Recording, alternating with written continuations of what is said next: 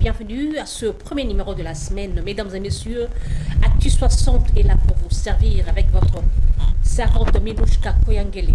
À quoi ressemble la RDC 6 mois presque depuis que le chef de l'État a été investi, aucune institution établie. Et voilà. Nous allons parler aussi par rapport à cette...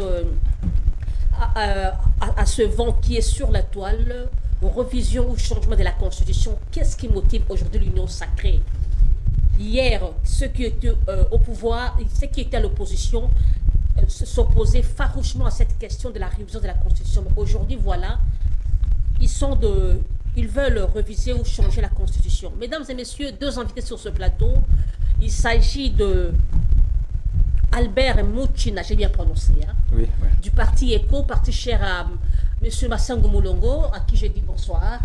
Bonsoir, madame. Bienvenue à votre premier numéro, prestation sur Actu 60.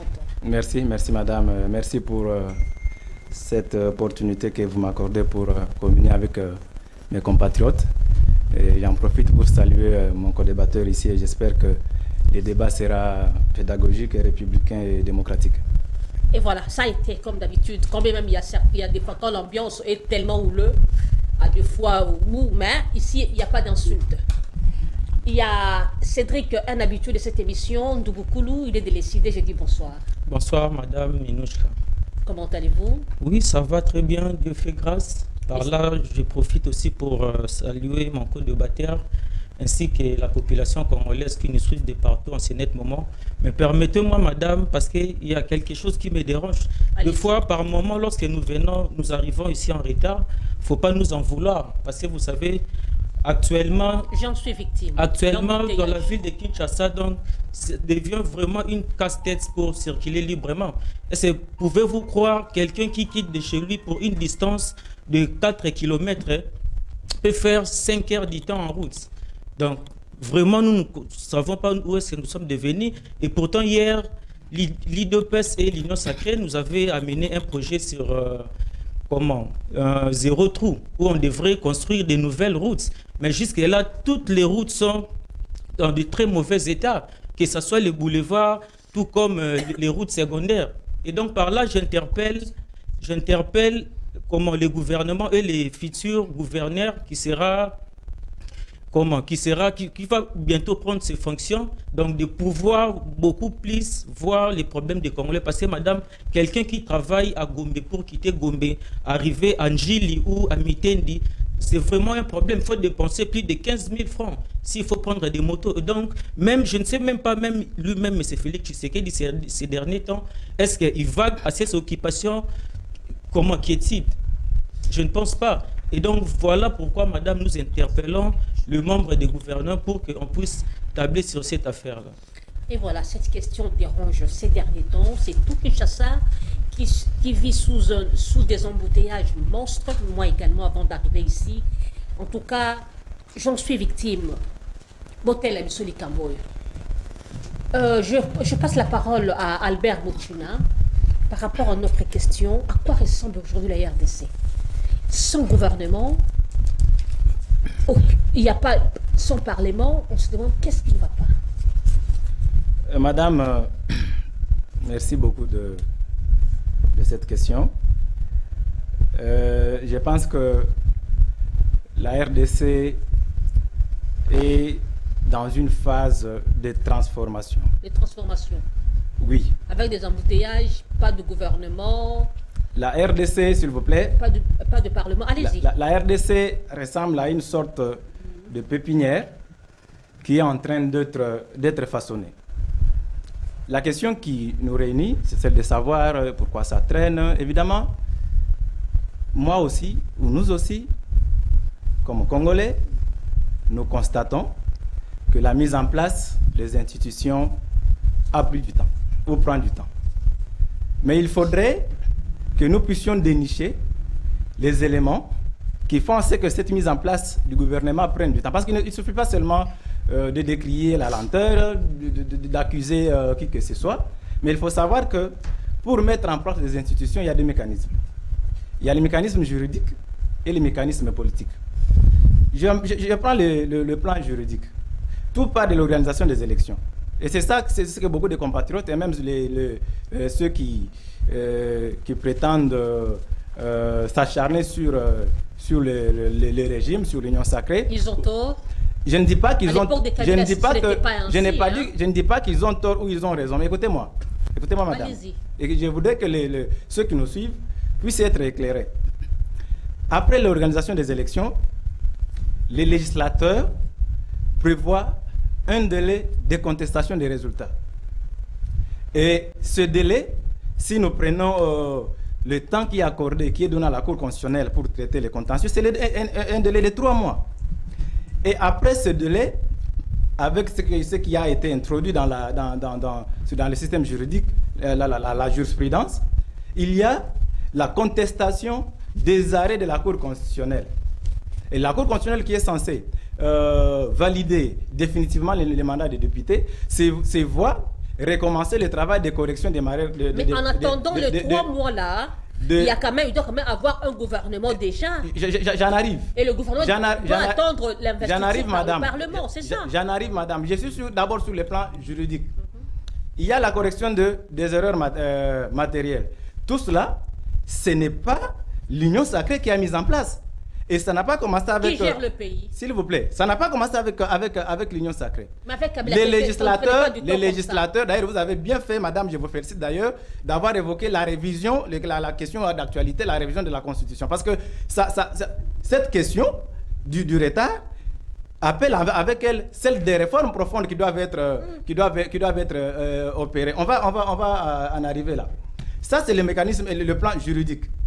Je dis, ce retard-là est causé par le respect de la procédure légale. Lorsque nous revenons sur le plan politique, et là, c'est là où je vais comprendre l'inquiétude qu'il y a dans les chefs de la population, dans les chefs de l'opinion. L'union sacrée, madame, ou pour ne pas parler de l'union sacrée de manière restreinte, le régime Tshisekedi n'est pas un régime de retardement volontaire. La majorité... Assumez-vous, non? Ce n'est pas une fuite de responsabilité. Je reviens sur les plans. Je vous avais dit qu'il y a l'aspect juridique et l'aspect politique. Parce que le gouvernement est l'émanation de l'Assemblée nationale.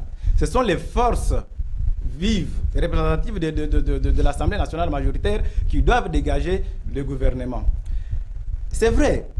On va me dire ici, je pense que mon co-débatteur va m'amener sur ce terrain-là, mais le président de la République, c'est lui le garant du bon fonctionnement, évidemment oui. Parce que l'article 69 de la Constitution lui donne ces pouvoirs-là. 69 de la Constitution, je ne me trompe pas, lui donne ces pouvoirs-là d'arbitrer. Avec la mise en place du bureau, les choix du candidat président de l'Assemblée nationale. Vous avez vu que les présidiums de l'Union sacrée a pris du temps pour s'entendre sur l'une ou l'autre question, et le président de la République est intervenu. En fait, lui, il est dans le respect de la procédure. C'est vrai, il y a des urgences, je n'en disconviens pas. Et ce que je vais dire ici, je vais le dire pas en engageant ECHO, c'est un point de vue personnel. C'est une interpellation aussi que j'ai fait à mes pairs, à nos responsables de l'Union sacrée, parce que le pays doit continuer à vivre. Il faut, à un certain moment, taire nos ambitions individuelles et donner à la République les institutions qu'il faut pour que les questions urgentes soient traitées.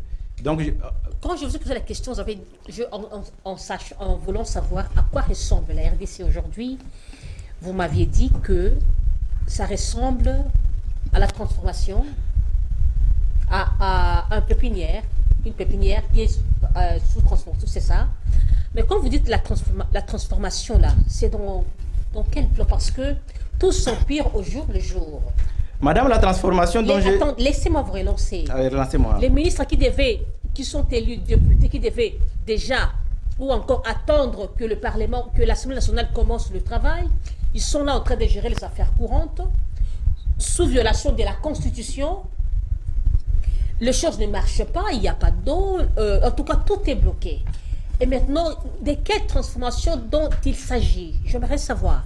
Madame, je dis que la RDC est dans une phase de transformation, c'est comme une sorte de pépinière. Parce que la situation sociale des pays est devenue intenable. Je vous parle en tant que femme. Je vous comprends et je comprends même tous nos autres... moi, mon co-débatteur, je vois déjà, il respire la tension, il veut réagir. Votre temps viendra, mais laissez-moi continuer. Il fait extrêmement chaud, hein? Le président de la République, lors de sa prestation de serment, a étalé le bilan de son premier mandat et il a reconnu les erreurs du passé. Quelqu'un déjà qui arrive à reconnaître ses erreurs... Et il a réparé où? S'il vous plaît. Il est conscient que l'équipe gouvernementale qui doit être mise en place ne doit pas être une équipe complaisante. Et la transformation dont je parle ici, se manifestera et sera conçue et ce sera vu lorsque cette équipe sera mise en place. Vous verrez que c'est une équipe qui sera composée de personnes compétentes et de personnes qu'il faut à la place qu'il faudra. Là, cette transformation-là, elle est en gestation, en train de venir avec cette équipe qui arrive. Mais mon intention première était que les Congolais qui me suivent comprennent que les mécanismes juridiques et politiques qui ont été mis en place par les législateurs sont ceux qui sont à la base de cette lenteur. Parce qu'il faut qu'il y ait des concertations entre parties prenantes. C'est que moi, comme si je peux prendre la casquette d'un indépendant, c'est que moi, je n'admets pas, et sur les points sur lesquels je ne suis pas d'accord, c'est le fait que ces négociations prennent du temps sans tenir compte de... À qui profite ce retard? Mais écoutez, madame, je ne dirais pas, je ne saurais pas dire à qui profite ce retard, mais ce que je peux dire, c'est qu'on lève les rideaux et que les institutions soient mises en place. Ça sera une manière d'aider le président de la République parce que c'est lui qui sera redevable à la fin de ce mandat. Et voilà, merci. Vous avez pris vos 10 minutes. Cédric Ndoubokoulou en prendra autant. Cédric, vous avez suivi votre co-débatteur. À quoi ressemble la RDC aujourd'hui? Merci beaucoup, madame. J'ai aimé le courage de mon co-débatteur, dont je ne connais pas les noms personnellement. Albert Mouchina. Mais c'est Albert Mouchina. Vraiment, je ne sais pas, vous êtes de quelle partie de... Il est d'éco, Massango Moulongo. Massamba Moulongo. Massango Moulongo, qui est l'autorité morale. Ok. Bon, chez nous, nous parlons du président national. Hein. Question autorité morale, il n'y en a pas là-bas. Merci pour la rectification. Merci. Ben, écoutez, madame, aujourd'hui, le pays ressemble à un paquebot Titanic qui a fait naufrage en 1912 sur l'océan Atlantique. Pourquoi je l'ai dit, madame? Le pays est ingouvernable aujourd'hui. Pourquoi? C'est par rapport à l'incompétence de nos amis de l'Union sacrée. Ils veulent avoir des ambitions démesurées, ils veulent avoir des positionnements politiques. C'est ce qui fait que comment les gouvernements ne soient pas établis. Vous avez observé ici, on vient de faire sortir les tickets de l'Union sacrée pour le bureau national et bureau définitif de l'Assemblée nationale, où on a vu, où il n'y a même pas la géopolitique. On a des candidats d'une même province. Il y a Vital Kamerhe qui est du sud Kivu, il y a le fils de Bahati qui est du sud Kivu. On a des candidats de l'Équateur. Il y a Jacques Njoli, il y a la sœur de Jean-Pierre Bemba qui est là. À part ça, il y a aussi Moïse Katumbi, malgré qu'il y a des tractations entre lui et le monsieur Constant Moutanda, parce que Constant Moutanda, selon lui, c'est lui qui doit avoir les postes de l'opposition au sein du bureau. Mais nous demandons d'abord des questions, madame. Est-ce que dans ces pays, dans ces pays, il n'y a que les familles des uns et des autres? Mais c'est Jean-Pierre Bemba. Si je prends par exemple le cas de Jean-Pierre Bemba. Attendez, vous avez dit dans ce pays, il n'y a que les familles des uns et des autres. Oui, c'est comme s'il y a qu'un certain nombre de personnes qui sont censées diriger la République. Mais le CD n'a pas voulu postuler, n'a pas voulu être dans la classe politique. Mais madame, même si... Assumez-vous aussi. Vous savez, madame, il y a eu... Ça ne sert à rien d'accuser les autres parce que vous avez désisté. En oubliant que la politique de la chaise vide ne paye pas et assumer les conséquences. Il y a eu simulacre d'élection, madame. Nous assumons. Mais ceux qui sont là-bas dans les affaires, dans les institutions, est-ce qu'il ne peut pas y avoir une très bonne répartition? Parce que comment M. Bahati, dans tout le poste de stratégie, il met que ses enfants, il pointe que ses enfants, notamment Bemba. Est-ce qu'au sein de l'AFDC ou soit de l'MLC, il n'y a pas d'autres personnes qui sont intelligentes, qui sont compétentes, à part leurs enfants? Nous avons condamné cela. Ensemble avec l'UDPS, madame, nous avons milité pour qu'il puisse avoir un changement véritable. Mais c'est Moïse Katumbi, moi je ne pouvais pas accepter de mettre aussi sa tante comme candidat vice-quester. Il a placé sa tante. Nous avons tous décrété ce genre de comportement. Malgré cela, madame, le même ticket de l'Union sacrée, il y a eu plus de 200 députés de l'Union sacrée qui sont contre ces tickets.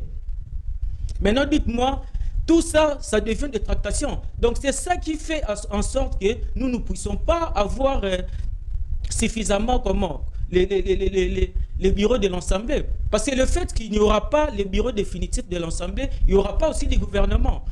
Et maintenant, aujourd'hui, nos frères de l'Union sacrée viennent pour nous dire que non, c'est la Constitution qui bloque pour que, enfin, le gouvernement puisse sortir. Nous avons suivi M. Félix Tshisekedi où il était à Bruxelles avec le militant de l'UDPS. Donc c'est par là où est venue cette idée de modifier ou soit de changer la Constitution. Mais j'espère qu'on va y revenir à ce sujet-là. Et donc, madame, aujourd'hui, ça fait 6 mois. Il n'y a pas de gouvernement. Il n'y a pas de bureau de l'Assemblée définitive. Maintenant, dites-moi comment est-ce que le pays va fonctionner. Aujourd'hui où nous parlons, il y a hausse des prix des denrées alimentaires. Il y a hausse des prix du carburant.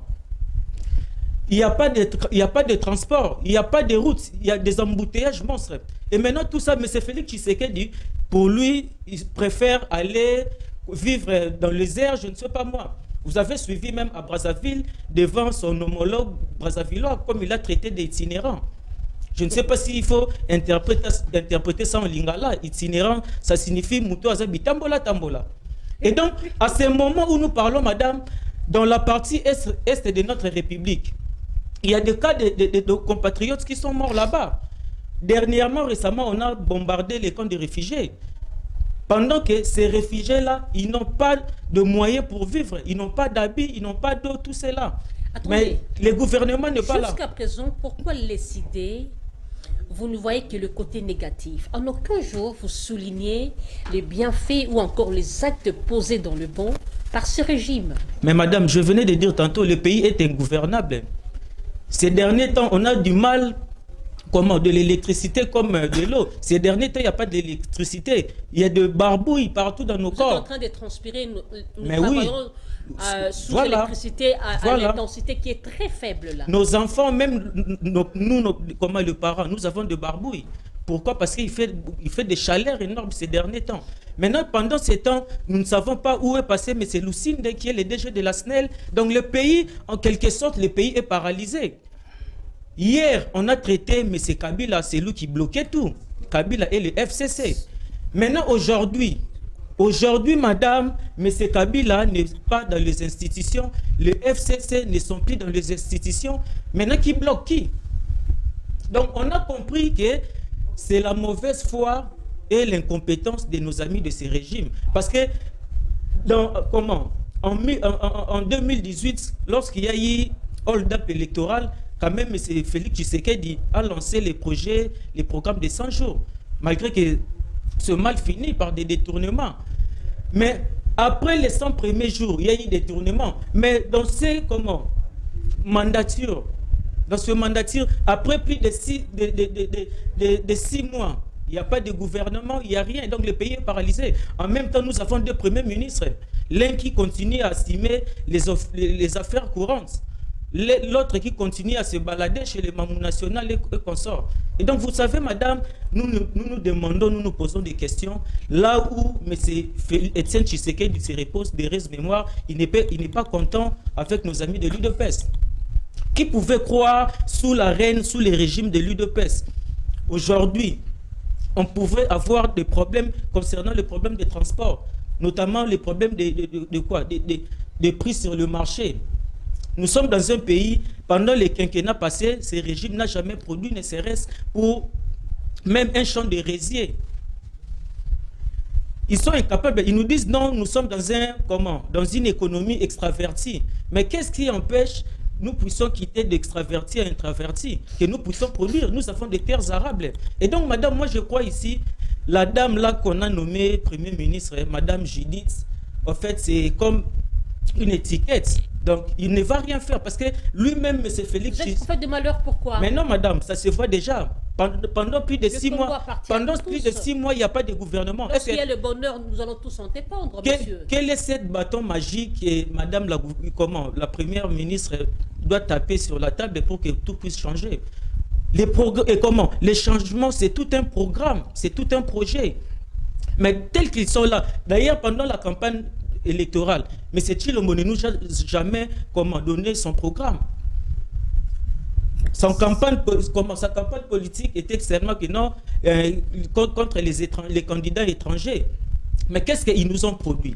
Quel est le projet, madame? Je ne vais pas consommer tous les minutes. 9 minutes déjà. Donc, il me reste 1 minute. Donc, oui. La dame qui est venue, elle n'a pas de projet.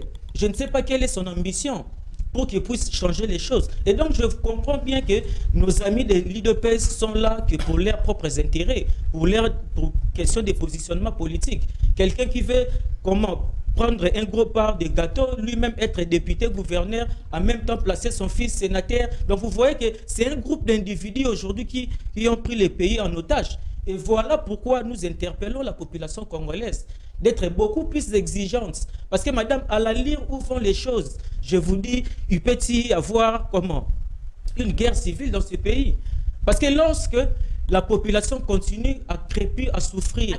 À qui profitera cette guerre civile?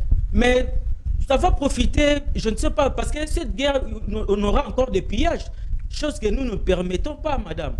Voilà pourquoi les amis qui nous dirigent doivent être interpellés pour qu'ils puissent faire mieux. Mais jusqu'à ce que nous sommes à 6 mois, ils sont incapables de sortir un gouvernement. Donc la population congolaise ne doit pas s'attendre des bons résultats dans ce gouvernement. Parce que M. Félix Tshisekedi a déjà démontré pendant ces 6 mois, il a été beaucoup plus à l'étranger qu'ici sur les sols congolais. Et voilà, prenez le temps de vous essouffler. Côté même du ventilateur, comprenez, nous travaillons, en tout cas l'électricité à l'intensité trop faible. Je veux passer la parole à Albert Mouchina pour rebondir. Vous avez 5 minutes, s'il vous plaît, avant que nous entrions au second sujet. Vous avez 5 minutes, ne dépassez pas. Madame, je vous croyais juste et équitable, mais... Là, vous me sacrifiez. Comment ça? Mon co-débatteur, il a fait 10 minutes. Mon co-débatteur, j'étais en train de compter, hein. J'étais en train de compter moi aussi. Minutes. Les invités ne touchent pas, s'il vous plaît. Alors, je ne vais pas... Prenez le temps de réagir. Madame, je dois dire que je suis un peu perdu. Je suis un peu perdu parce que je pensais que mon co-débatteur... Monsieur Monsieur Cédric, merci, devrait me rencontrer d'abord sur le plan juridique. Parce que n'oubliez pas, madame, que sur ce plateau, nous allons aborder la question des réformes, qui est d'ailleurs la plus sensible. Je l'attendais sur ce plan-là. Mais, il s'est plaît à me parler de... Protégez-moi, s'il vous plaît. Non, je vais juste ajouter quelque chose. Je l'avais soulevé l'article 69. J'étais calme. Moi aussi, j'allais soulever... C'est comment? J'étais calme quand vous avez parlé. Laissez-les parler, s'il vous plaît. Vous aurez le temps de rebondir. Il est rentré en 2018, quand M. Félix Tshisekedi a fait ceci. Il est allé chez Katumbi. Mais je rappelle, M. Cédric, que le président Fayoulou, pour moi, jusqu'aujourd'hui... Ah, j'ai aimé, vous l'avez présenté avec beaucoup de respect. Non, mais madame, écoutez, président élu, Éco, Massa nous enseigne le respect. Ça, c'est bien. Massa nous enseigne le respect. Des autres, hein? Oui.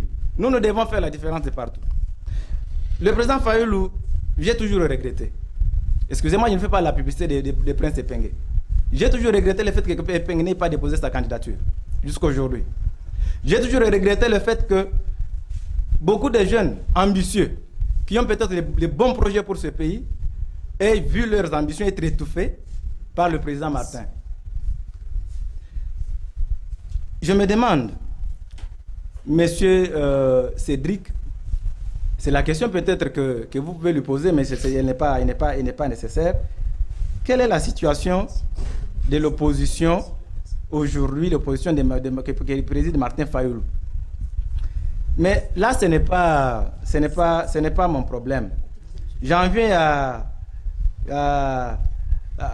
il a prétendu donner le bilan qu'il juge à être catastrophique de la gestion de Félix Tshisekedi. Monsieur Cédric, vous avez parlé de la situation de l'Est.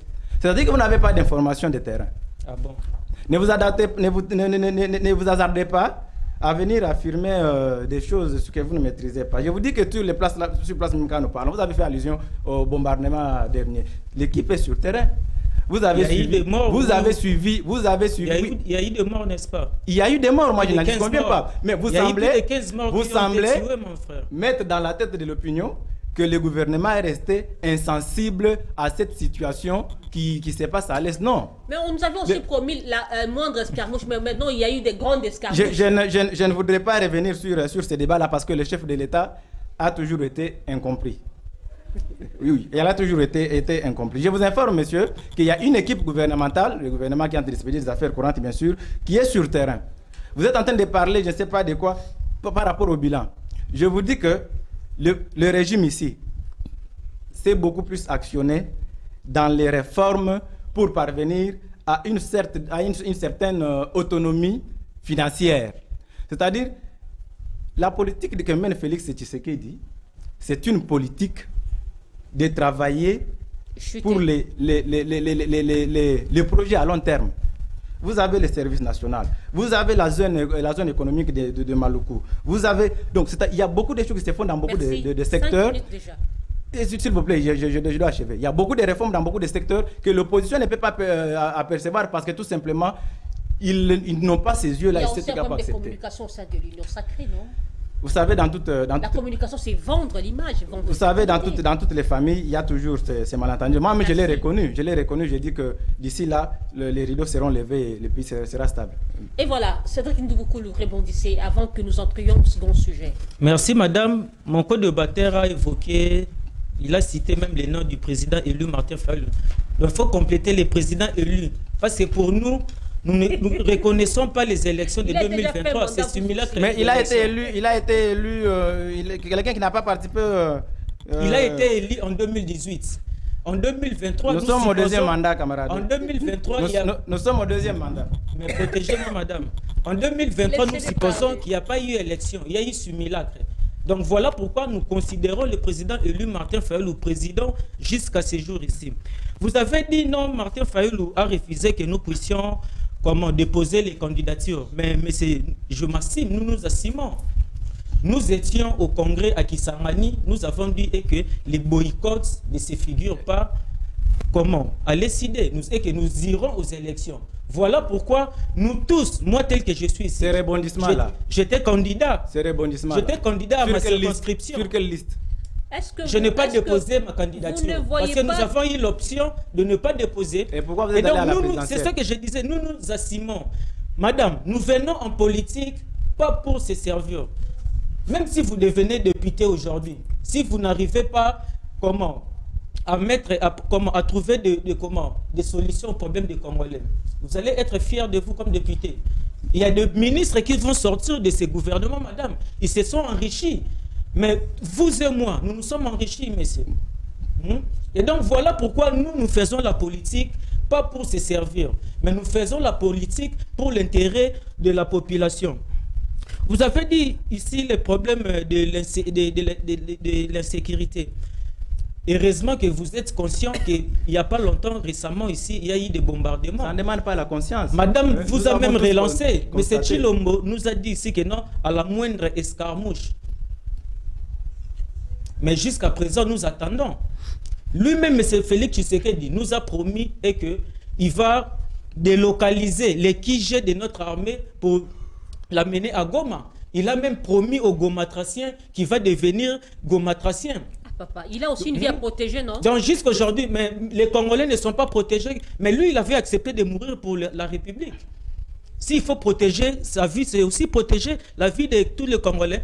Je voudrais aussi revenir un peu par rapport, lorsque je disais, par rapport à tout ce qui se passe actuellement dans le pays, l'article 69 de la Constitution qui confie au président le rôle de veiller sur l'arbitrage au sein des institutions, madame.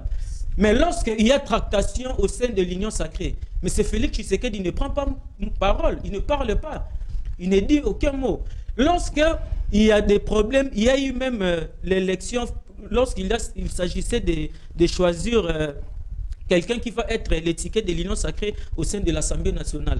On a vu comment Bahati, Mbosso et les autres, il y a eu des tractations.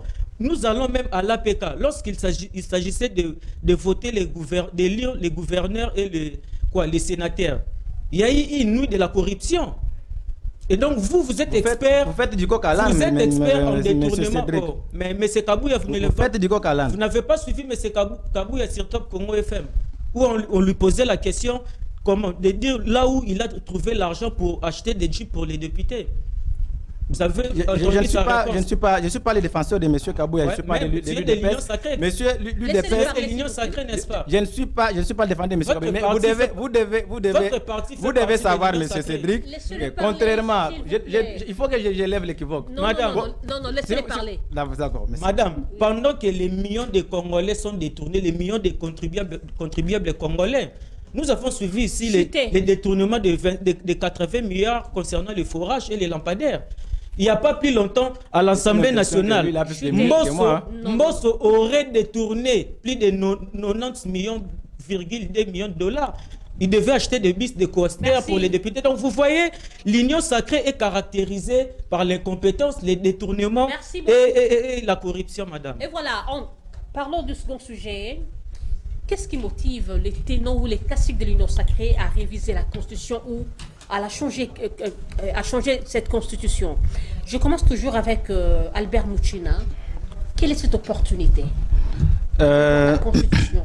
Madame, comme je le disais tantôt, c'est toujours pour nous, ou pour moi, une opportunité d'éclairer la lanterne. Ne vous en faites pas. Il faut d'abord circonscrire cette question d'actualité. Tout est parti de l'échange du chef de l'État avec les Congolais de la diaspora. Et cette question n'est pas venue du chef de l'État. C'est venu de ses interlocuteurs. Et même le chef de l'État n'a pas affirmé qu'il faut changer la Constitution. Il a émis un souhait. Il a émis un souhait de voir un jour notre Constitution être révisée ou changée. Ou mise à jour même. Mais si nous parlons de la révision de la Constitution, cela ne peut pas faire problème. Cela ne peut pas faire problème. Parce que la révision de la Constitution elle-même a été réglée par certains articles de la Constitution. Je crois l'article 218 de la Constitution qui donne au président de la République le pouvoir d'initier une probable révision de la Constitution et selon la nécessité. Ceux qui semblent être contre cette idée, ils voient en premier lieu l'article 220. Tous ceux que vous voyez s'acharner contre cette idée, on est contre la révision de la Constitution, pourquoi seulement Boye, c'est l'article 220 qui fait problème. Ne touche pas mon 220. Cet article-là parle de la limitation des mandats et ainsi de suite, c'est connu. Mais le problème du pays n'est pas seulement... Mais déjà, on sent les velléités de toucher l'article 220 parce que certains classiques de l'Union sacrée pensent à changer totalement la Constitution au lieu de la revoir. Et s'il faut réviser, entre autres, l'article 220, dont certains pensent qu'il faut revoir Madame, le changement ou la révision de la Constitution ne se fera pas par un seul avis d'un cacique de l'Union sacrée qui aurait fait ou dire telle ou telle autre chose sur une chaîne de... C'est toute une procédure. Ce sont les institutions, voire le peuple même, qui sont mis à contribution. Et le président l'avait lui-même souligné. Cela va faire appel à de fortes et profondes réflexions. Ce n'est pas quelque chose où vous vous réveillez le matin, nous allons changer la Constitution. Maintenant, la question qu'il faut se poser, que mon ami Cédric peut se poser, c'est que, est-ce qu'il y a opportunité de faire cette révision? Est-ce qu'il y a urgence? La première question. Non. Vous aussi, vous pouvez poser cette question-là. La première thématique, c'est pourquoi les institutions traînent. Le président semblait dire que la Constitution est bloquée. Voilà. C'était Kabila. Mais les gens ne comprennent pas que je l'ai même dit, il fallait que je sois compris. La Constitution peut bloquer la sortie Madame, du gouvernement. Comment la Madame, Constitution peut bloquer le changement de la vie sociale des Congolais? La mise en place des institutions, elle est procédurale. Je vous ai parlé des arrêts de la Cour, des contestations. Tout ça, c'est réglé dans la Constitution. Et le président de la République ne peut pas être un dictateur qui impose aux gens sa propre volonté. Il faut qu'il gère le pays selon ce que la Constitution prévoit, mais en tenant compte des urgences. C'est là que nous faisons appel à l'article 69 qui joue à l'arbitrage et il est en train de le faire. Déjà, vous voyez, il y a un calendrier qui a été fixé pour l'élaboration du bureau définitif. Membres des familles et consorts, moi personnellement, je ne peux pas vouloir que ça soit une même classe, une même famille qui soit aux affaires. Mais en même temps que je suis contre cette pratique-là, je ne peux pas empêcher à l'un ou l'autre d'avoir ses ambitions. S'il y a élection du bureau définitif ou il y a élection quelque part, quelqu'un dit qu'il va déposer sa candidature. Au nom de quoi on doit l'empêcher? Laissez-les. C'est au peuple et aux représentants, aux élus eux-mêmes de décider. Les élus sont corrompus. Je dis ceci. On ne peut pas empêcher à quelqu'un d'avoir une ambition quelconque. Dans un pays qui se veut démocratique. Est-ce que vous connaissez qu'il y a eu 200 députés qui sont contre l'étiquette actuelle de l'Union sacrée? Connaître ou pas connaître, c'est vous qui avez les éléments, les preuves, vous pouvez les mettre sur la table. Et moi, je sais que les députés nationaux, ce sont des personnes consciencieuses. Ils sont liés à leur circonscription. Ils ont des comptes à rendre à leur circonscription. Et les choix qu'ils opéreront pour les 18, ça sera un choix qui va respecter la volonté du peuple. Et donc, pour me résumer, madame, la révision de la Constitution ne peut pas faire objet d'un débat comme si... Comment ça? S'il vous plaît. Comment ça? S'il vous plaît. Parce que la Constitution elle-même... Attendez, laissez-moi vous dire. Parce que ça c'est la dictature que cette situation. Ce n'est pas la dictature. Attends, laissez-moi vous dénoncer. À l'époque, je me souviens, c'était en 2012, je fus en Bandaka avec le gouverneur Bayende. C'était Bochab qui avait parlé de la révision de la Constitution. Pierre Lumbi, au sein de la MP, a soulevé la voix en disant qu'on ne peut jamais en parler sans pour autant passer par un débat interne. Et cela a été l'objet de débats dans toute la classe politique. Et maintenant, vous, aujourd'hui, vous voulez nous interdire aux gens d'en faire un débat. Pourquoi? Madame, je n'ai pas interdit à qui que ce soit de se prononcer sur les questions qui touchent à l'intérêt social. Vous avez fait allusion, je sais pas, en 2012 et consorts, mais vous savez que même que ce soit en 2018... Il y a eu des marches. L'UDP, c'était farouche contre vous savez, madame, si vous ne le savez pas, je vous informe, vous savez que il y a l'opposition elle-même, l'actuelle opposition, qui a déjà d'ailleurs anticipativement proposé la révision de cette constitution. Ah bon? Excusez-moi de citer les personnalités sur votre plateau. Il y a l'honorable Lili Sesanga. Il y a l'honorable Adolphe Mozitu. Ils sont de l'opposition, oui ou non? C'est-à-dire, vous voyez que même l'opposition elle-même s'est déjà rendu compte que non, la constitution que nous avons, parce qu'aucune loi est éternelle. Les lois sont faites par les hommes et elles sont changées et modifiées selon le temps, les contextes et les circonstances. Si déjà l'opposition elle-même propose la révision de la Constitution, c'est-à-dire qu'il faut maintenant que tous se mettent autour d'une table pour voir qu'est-ce qui peut être touché, qu'est-ce qui ne peut pas être touché. Madame, dans ce pays, en 2006, je ne sais pas, nous avons assisté, je ne sais pas, en 2006, en 2011, à cette époque, vous étiez aux côtés de Kabila. La Constitution prévoyait les élections à 2 tours. Et ces élections avaient un avantage quelconque parce que ça permettait d'assurer la légitimité du pouvoir ou des institutions. Mais vous voyez, en 2011, cette constitution a été modifiée. Nous revenons en 2018, il y a les gens qui dansent, on a volé ma victoire. On a en 2024, les gens disent qu'on a volé ma victoire. Il faut garantir que la constitution permette à ce que les élections se fassent, par exemple, c'est un exemple que j'ai pris. Donc il y a beaucoup d'autres brèches qui sont dans la constitution qui, selon moi, peuvent être revues. Mais cela doit se faire, c'est un souhait, doit se faire en respectant la procédure, en mettant toutes les forces vives autour d'une même table pour décider ensemble. Donc, vous voyez, c'est quelque chose de très sensible et je sais que le président de la République lui-même le sait.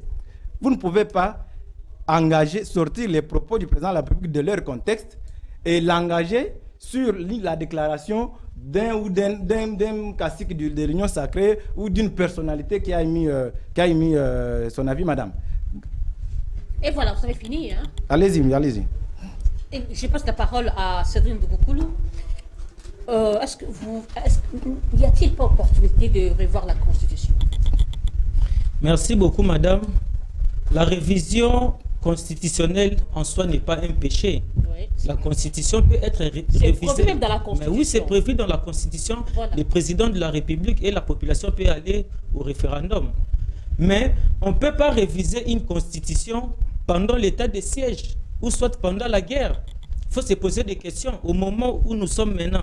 C'est un moment opportun pour réviser la Constitution. Et donc, voilà ici le problème. Maintenant, il faut se poser une question. Quelle est l'intention de nos amis de l'Union sacrée pour réviser la Constitution à ces périodes? Quelle est leur intention? Ce sont des très mauvaises approches. Parce que, rappelez-vous, souvenez-vous, M. Kabouya a fait une déclaration que leur régime va connaître des tractations dans les jours à venir. Selon d'autres discrétions, d'après d'autres discrétions, nos amis de l'UDPS ne veulent pas réviser la Constitution, mais ils veulent changer la Constitution, comme vous l'avez soulevé tout à l'heure. Ils veulent changer la Constitution pour que le mandat de M. Félix Tshisekedi quitte de 5 ans à 7 ans. Maintenant, lorsqu'on va changer la Constitution, donc ça veut dire que les 2 mandats de M. Félix Tshisekedi vont tomber caduques. Mais quelque part aussi, revoir la Constitution, comme vous avez souligné, est une bonne chose parce que... Mais oui, attendez, madame. Laissez-moi vous relancer. Cette question de cumul de postes, vous ne voyez pas que c'est très important qu'on doit revoir ça? Il y a des articles à revoir. Il y a quelques articles qui peuvent être modifiés pour la bonne marche de la République. Fifi Masuka, elle est élue gouverneur, oui, madame. Député national, député provincial, conseillère communale, Atabinomoko. Nous avons la Constitution qui doit être modifiée à la longue, ainsi que les calendriers électoraux. Les calendriers électoraux aussi posent beaucoup de problèmes. Mais l'intention de nos amis de pouvoir changer la Constitution, c'est de vouloir M. Félix Tshisekedi puisse demeurer éternellement au pouvoir. Jusqu'à l'arrivée de Jésus-Christ. Mais oui, madame. Parce que, comme avec Kabound. Rappelez-vous, mais moi, ce qui m'étonne de fois, madame, je suis tout le temps estomaqué lorsque... je parle d'ailleurs à mon ami, parce que lui, il est du parti de Papa Massamou. Papa Massamou, il a passé presque tout son combat aux côtés de Kabila. Il a commencé avec le Kabila père jusqu'au Kabila fils. Je dois préciser, madame. Ce sont des transhumants. Je dois préciser. Ce sont des transhumants. Je dois préciser. Non, il ne faut pas semer la confusion. Soyez calme, mon frère. Il ne faut pas créer la confusion dans les têtes des gens. Soyez calme, mon frère. Mais ce Massangou, c'est un transhumant politique. Lorsque Kabila, on l'a rejeté à la banque là où il était, il a créé un parti politique. Il est maintenant aux côtés de M. Félix Tshisekedi. Les gens qui étaient kabilistes, aujourd'hui, sont devenus plus tshisekedistes que les vrais tshisekedistes. Voyez-vous, madame? Et donc, le problème de la Constitution, moi je me rappelle, à partir de 2011, on avait intensifié les combats. Parce que je me rappelle, après les élections de 2011, Martin Fayulu, qui était élu député national, je me rappelle, à l'époque, Papa Etienne Tshisekedi nous avait dit de ne pas aller siéger à l'hémicycle. Mais il y a eu un groupe de députés de l'opposition qui se sont réunis, ne serait-ce pour sauver la République. Parce que Kabila, à l'époque, il avait aussi l'idée de changer la Constitution. Voilà les combats de Martin Fayulu et les autres qui étaient allés à l'hémicycle pour contourner ces projets maléfiques, macabres. En plus, les combats aussi de Martin Fayulu avaient payé. Je me rappelle, nous sommes arrivés en 2012, de 2012 à 2015, là où on avait les débats de la révision de la Constitution avait commencé, avec les professeurs, les Bochab, les Ndaïwel, là où j'ai connu même mon vieux, le professeur Mbata. Mbata, il était tout flamme, touché par mon Savens. Je peux prendre même l'exemple de M. Chilombo, à l'époque. De cette suite, je ne sais pas si vous vous rappelez de cette suite, où il avait dit, si M. Kabila ose de modifier ou de toucher, de changer la Constitution, il va marcher sur nos cadavres. Non, là, nous sommes là, politiques, nous sommes Vital historiens Kamerhe. du passé et du présent, madame. Mais du moins, il y a des tweets de Félix Tshisekedi qui étaient contre la révision de la Oui, Constitution. il était contre la révision J'en ai et même ou soit les dans mon changements. téléphone, Oui. j'en ai dans mon téléphone. À part ça, madame, Kabila a voulu, Devoir de mémoire. Kabila a voulu toucher le feu. Il y a eu des morts. Rappelez-vous en 2015, où Pépé, qui au Sénat, Pépé Kengo avait pleuré, où il a dit nous avons écouté la rue. Oui, oui. C'était quoi? Il y a eu 3 jours. 3 jours de Il y a eu marche. 3 jours de marche et des combats, je ne sais pas dire des pillages. C'est par là où on avait intensifié les combats de la résistance. Parce que nous disons, nous sommes de la résistance. Tu sais pourquoi nous le disons? L'UDPS n'avait pas pris part à cette marche. L'UDPS était déjà dans des combines avec Kabila. Parce que pour eux, l'UDPS devait prendre la primature. Parce que Papa Etienne était déjà fatigué. C'était maintenant les quelques membres de famille, tout ça qui... Parce que nous, quand on a dit... Si, avec la machine à voter, nous n'irons pas aux élections. Mais Kabila et IDPS, à un moment, ils ont sorti un discours pour dire nous, sans ou avec la machine, nous irons aux élections. Donc, il y avait déjà des négociations à cette époque entre l'IDPS et le FCC. Voilà pourquoi j'ai toujours dit le FCC est le géniteur de l'Union sacrée. Parce que tout ce que IDPS est en train de commettre aujourd'hui, c'est ça que FCC commettait hier. Et donc, madame, il y a eu 3 jours de marche. Il y a eu des Congolais qui se sont tués. Je me rappelle de mon ami Rossi Mukendi. Je me rappelle de ma sœur Thérèse Kapangala. Ces Congolais, ces compatriotes congolais, ils sont morts pour le respect de la Constitution, mon frère.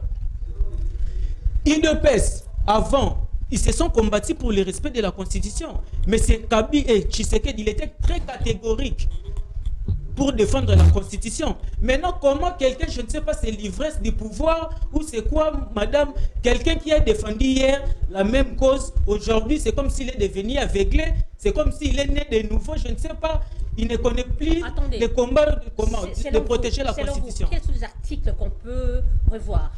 Il y a par exemple un article que je n'aime pas entendre de mes oreilles qui demande à ce que nous puissions donner notre souveraineté dans d'autres pays. J'ai oublié l'article, mais les Congolais qui nous suivent, ils comprennent. Et donc, madame, il y a quelques articles où on peut changer, mais ce n'est pas encore le moment. Ce n'est pas urgent. Nous avons beaucoup d'urgences maintenant. Par exemple, c'est peut-être à la fin du mandat ou soit pendant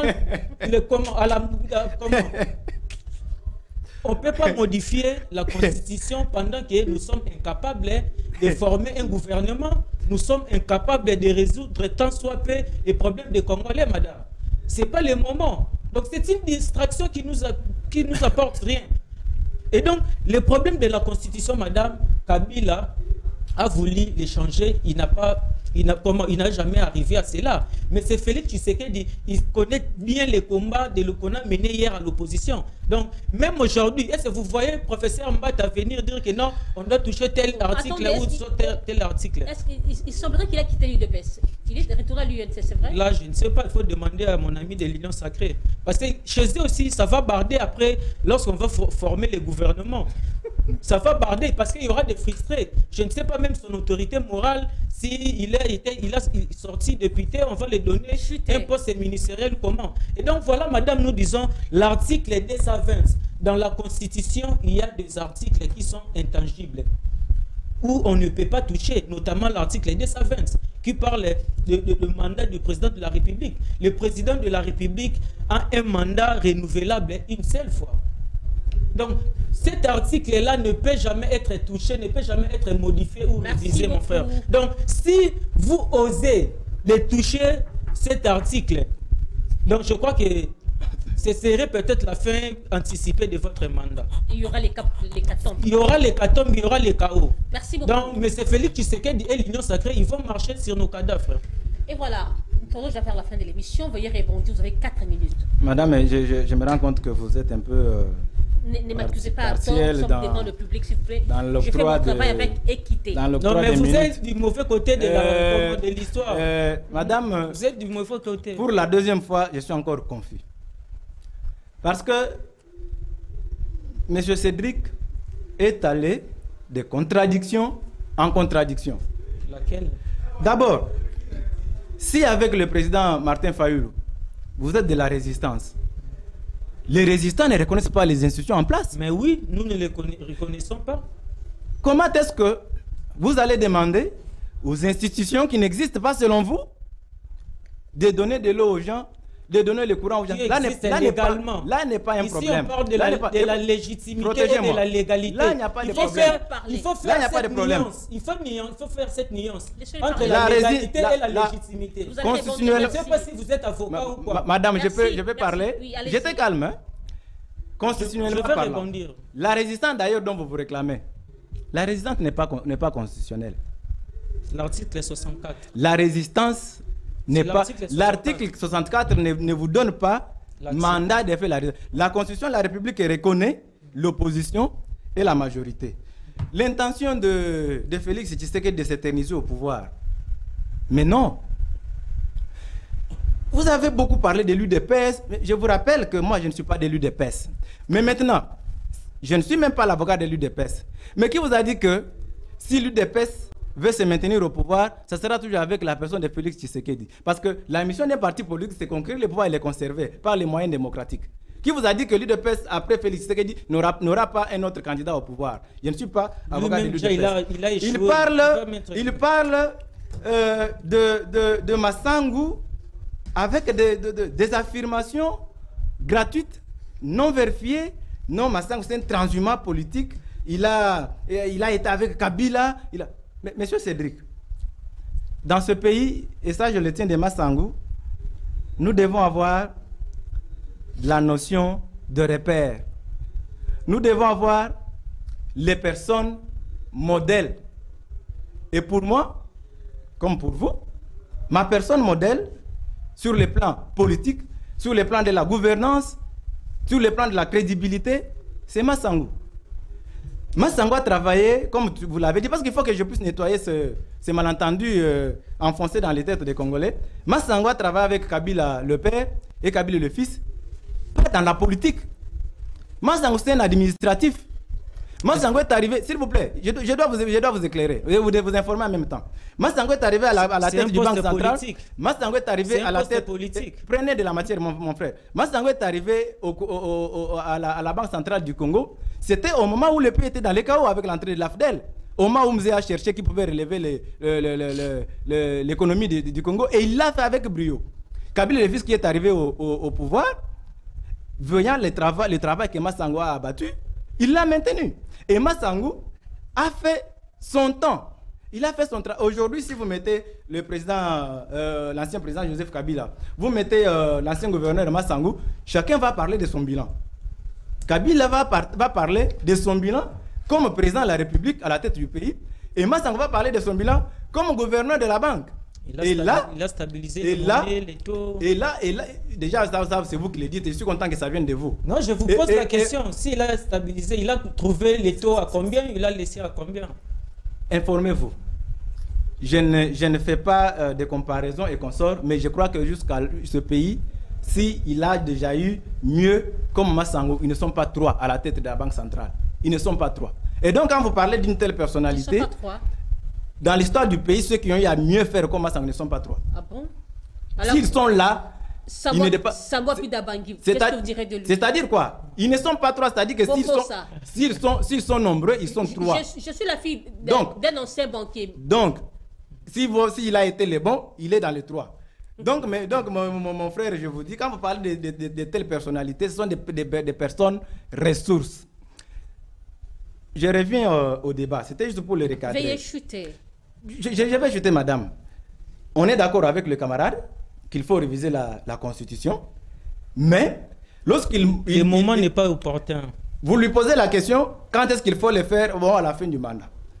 Mais il oublie que il y a des urgences à traiter. Même nous qui sommes sûrs pour la révision de la Constitution, nous disons, lorsqu'on va appeler ce débat-là, il faudra tenir compte des urgences et des opportunités, parce que la fin du mandat, c'est telle date, il y aura les élections, est-ce qu'il y a opportunité d'organiser les élections ou faut organiser les référendums? Parce que les référendums, ça ressemble même pas à une sorte de semi-élection. Et ça, quand vous parlez, vous ne prenez pas en compte tout ce que vous voyez, c'est l'article 220, parce que vous pensez qu'après Tshisekedi, ça sera le président Martin Fayulu qui n'a jamais accepté d'aller aux élections et qui répondit à la dernière minute. Donc, et voilà, veuillez rebondir, vous avez sur 4 minutes. Merci madame. Vous savez, mon ami, il a eu de l'épilepsie communicationnelle. C'est normal. Lorsque vous êtes au sein de l'Union sacrée, vous devrez vous attendre à cela. Vous savez madame, tout a été commencé à Bruxelles avec les militants de l'UDPS, où on a distribué même des pannes, comment ils se battaient pour prendre des pannes à Bruxelles. Donc je suis vraiment estomaqué de voir nos frères diaspora se plonger dans de tels actes, madame. L'intention, donc, c'était déjà quelque chose monté de toutes pièces. L'idée ou l'intention de toucher la Constitution. Parce que on a compris à Bruxelles, M. Félix Tshisekedi a été entouré de membres de sa famille politique. Il n'y a pas eu de Congolais qui sont épris du bon sens pour les changements. Ces membres-là ne sont pas des Congolais. Parce que, madame, vous savez, tous ceux qui étaient les Congolais, ne sont pas des Congolais. Les Congolais aujourd'hui souffrent, mais ce sont les diasporas qui nous aident. Lorsque vous êtes malade, lorsque vous avez des problèmes ici, ce sont les diasporas qui nous envoient de l'argent ici. Mais les gens qui sont souffrants d'envoyer tout le temps de l'argent en Afrique, est-ce qu'ils peuvent accepter les changements de la Constitution? Et donc voilà pourquoi j'analyse en disant ceci, et que c'était un groupe de l'UDPS autour de M. Félix Tshisekedi. Donc c'était l'intention, même quand on l'a posé la question de changer la Constitution, quelle a été sa réponse? Est-ce que vous voulez faire de moi un dictateur? Et après cela, il ordonne à un groupe d'individus d'aller de parler sur comment est-ce que faire pour enfin modifier tout ça, la Constitution. Ça n'a pas encore commencé. Mais c'est un souhait. C'est un souhait qui a été émis. Mais à Bruxelles, il avait nié. Il n'a pas voulu devenir dictateur. Il n'a jamais été dictateur. Revenu ici. Maintenant, quand je prends ces propos, je les colle avec les propos d'Augustin Kabouya, que l'UDPS aura des problèmes aux jours à venir. Il aura du mal à gérer les pays parce qu'il y aura beaucoup de tractations. Donc ça veut dire qu'ils ont l'idée, l'intention de modifier la Constitution. Mais oui, maintenant il connaît, il sait que s'il ose modifier la Constitution, il connaît des retombées. Parce que nous avons lutté avec eux ensemble dans l'opposition. Est-ce qu'ils auront les nerfs solides à rester vraiment, à matérialiser ces projets-là? Et donc voilà pourquoi, madame, nous disons que l'UDPS, je ne sais pas comment le qualifier. Donc, là où se repose le docteur Etienne Tshisekedi, du reste mémoire, n'est pas content avec tout ce qui se passe actuellement à l'UDPS. Parce que comme je venais de le dire tantôt ici, il y a beaucoup d'urgences actuellement que les Congolais attendent. Par exemple, les problèmes, il y a eu plus de 20 000 étudiants qui viennent de terminer les études ici, universitaires. Est-ce que vous avez créé d'emplois pour eux? À part, si ce n'est que le Paris Foot. Et Winner. Nous avons un sérieux... Je vous informe que dans le secteur... J'ai vu une vidéo qui circule, une mamelo, une sœur religieuse qui jouait au Paris Foot. Mais écoutez, les jeux de hasard, c'est... On a un sérieux problème de régulariser nos routes ici, avec les problèmes d'embouteillage. Nous avons beaucoup de problèmes qui nous préoccupent à ce moment ici. C'était ça, les problèmes qu'on devait beaucoup plus marteler sur ça. Et non aller à un débat qui ne va nous apporter rien. Parce que modifier la Constitution, ça va être pour l'intérêt d'un certain groupe d'individus, de l'Union sacrée. Mais quel est ce Congolais lambda qui reste à Maluku ou à Massina? Parce que si vous allez ici déjà à la capitale, parce que je l'ai toujours dit, Kinshasa est le miroir du Congo. Si Kinshasa déjà vit dans de telles conditions, et alors dans nos provinces. Et donc voilà pourquoi nous demandons aux Congolais d'être beaucoup plus exigeantes, de chasser ces régimes par des voies républicaines, pour que nous puissions avoir enfin une alternative qui pourra tant soit peu apporter des solutions aux problèmes des Congolais. Et voilà, nous sommes arrivés à la fin de cette émission. Je donne 30 secondes à Albert, je dis bien 30 secondes, comme mot de la fin. Merci beaucoup, madame. Je voudrais dire aux Congolais que le pays et la situation est sous contrôle. Sous contrôle. Le président de la République fait de son mieux pour redresser ce pays, ce grand Congo. Et d'ici les institutions, je crois d'ici les 18, tel que le calendrier le prévoit, nous aurons les institutions démocratiques et les institutions compétentes Merci. dont le Congo a besoin. Je voudrais ne pas, pour terminer cette émission, avec votre permission, je vais saluer le cheval blanc, mon président national, Jean-Claude Massangou. Merci. Et je vais saluer le secrétaire général Adin Foutila qui me suit en ce moment. Merci. Et je salue tous les Congolais en solidarité avec ceux de l'Est. Merci. Merci. 30 secondes, mot de la fin. Merci. D'abord, j'ai aimé les débats avec mon co-débatteur. C'était un débat républicain. Mais je voudrais juste souligner ici que nous reconnaissons Félix Tshisekedi en tant que président légal et non légitime. Donc, je peux l'appeler président. Mais je ne le considère pas étant que président, comment, élu du peuple, qui est quelqu'un qui est souverain. Deuxièmement, ici, madame, je voudrais vous dire ici, vous savez, les Congolais en ont marre par rapport à la misère, à la crise qui nous gangrène. Donc, nous allons commencer une campagne Tolembi Passi. Donc, sauvons la RDC du danger. Donc, prochainement, lorsque nous viendrons ici, nous allons essayer un peu de dire à nos populations qu'est-ce qu'ils vont faire, parce que le peuple qui se laisse comme ça, c'est un peuple qui est dans l'esclavagisme. Donc nous devons nous libérer par rapport à tout ce que nous vivons avec les régimes des autres. Et voilà, nous sommes arrivés à la fin de cette émission. Là, il était trop de pression. Merci à Albert Boutuna. J'ai beaucoup aimé votre prestation, c'est la première fois. Merci d'être venu. Merci, on est là. Je salue Yves Chamba en passant. Mon président fédéral de Moamba. Merci à Cédric pour votre prestation. Je vous en prie, madame. De cette émission. Je dis merci à Light. Malgré tes pressions, là, je te remercie quand même. C'est quoi? Donc, Mbala, que Dieu bénisse la RDC, que Dieu protège nos FARDC et que Dieu garde son peuple. Merci à toi, Prince Ouete Mouamini. Au revoir, Inch'Allah.